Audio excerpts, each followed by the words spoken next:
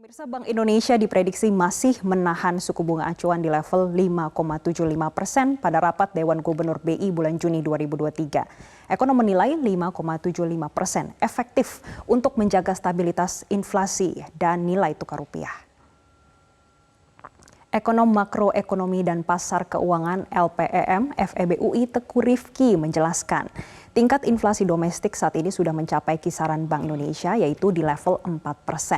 Hal ini sejalan dengan penurunan harga komoditas, penurunan permintaan global dan neraca dagang yang masih mencatatkan surplus.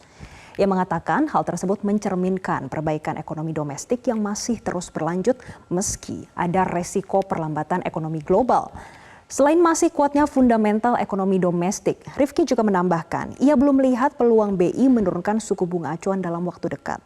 Sebab apabila BI menurunkan suku bunga acuan, capital outflow akan terjadi di pasar keuangan.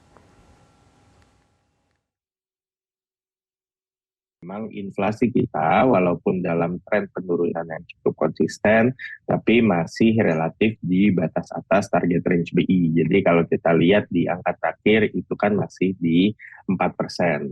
Lalu kemudian kalau kita melihat dari sisi nilai tukar pun, kita juga walaupun masih stabil, tapi kadang masih ada volatilitas gitu. Jadi kadang beberapa kali kita masih menyentuh angka 15.000, sehingga kemudian kita ini belum berada di kondisi yang masih cukup stabil untuk kemudian kita menurunkan tingkat suku bunga.